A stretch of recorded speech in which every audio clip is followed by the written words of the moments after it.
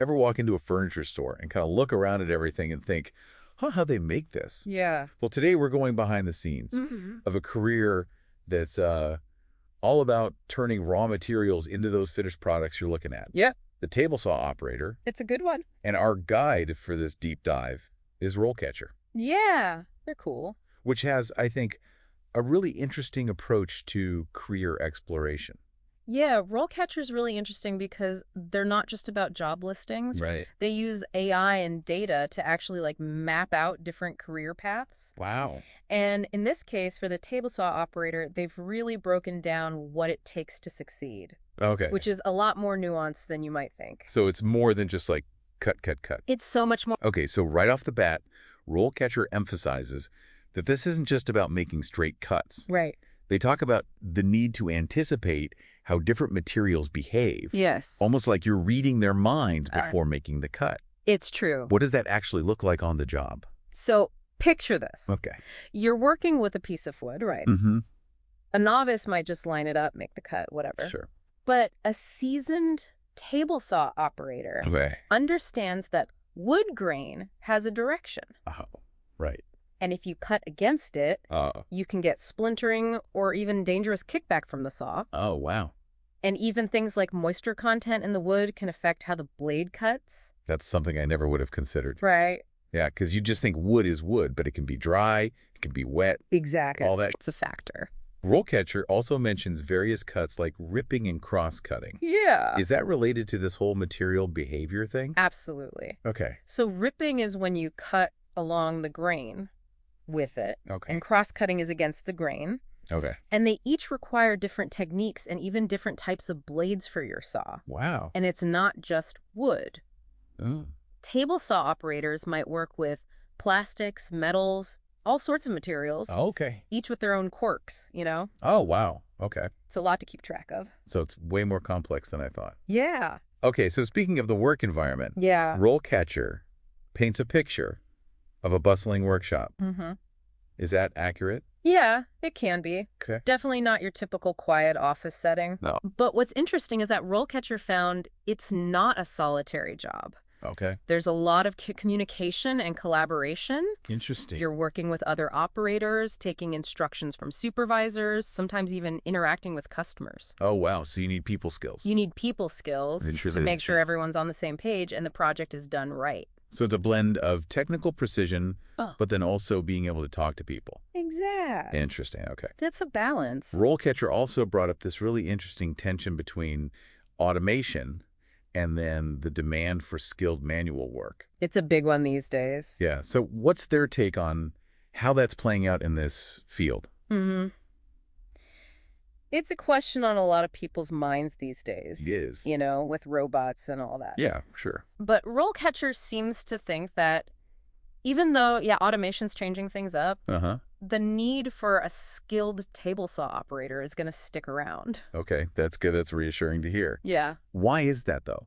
Well, Because it seems like if the machines are getting so fancy, right. why do we still need a human at the wheel, so to speak?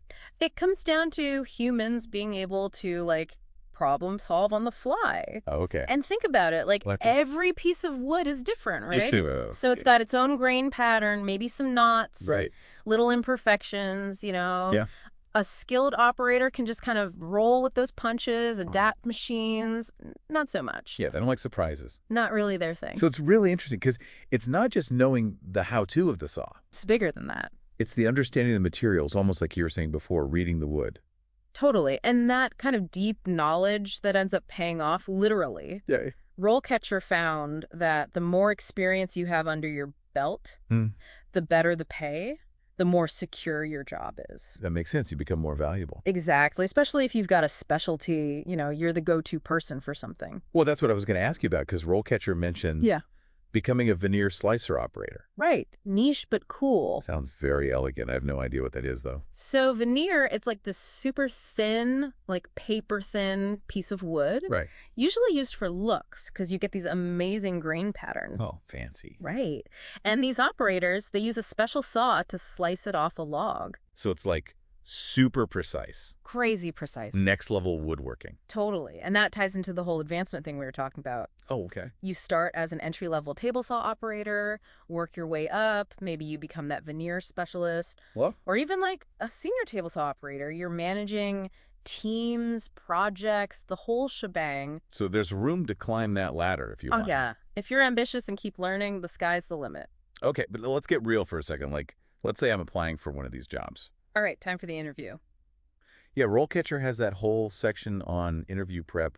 What kind of questions should I be ready for? They had some good ones, but one that stuck out to me was how to handle a complex cut when you don't have much material to work with. Oh, that's stressful just thinking about it. Right. High stakes. Yeah, you don't want to mess that up. No pressure. So what are they looking for with that kind of question? They want to see that you can think on your feet, Okay. that you get the whole problem-solving aspect of it. Right. So a good answer would be, talking about how you'd plan those cuts out meticulously, Okay. maybe mention specific techniques so you're accurate, even with limited material. So it's proving you have the skills and the brains. Exactly. It's that combo that really makes you stand out. And that's where a tool like RoleCatcher can really help, right? For sure. I mean, their whole AI-powered resume builder is designed to do just that. To make you shine. Exactly. Cut through the noise and grab those employers' attention.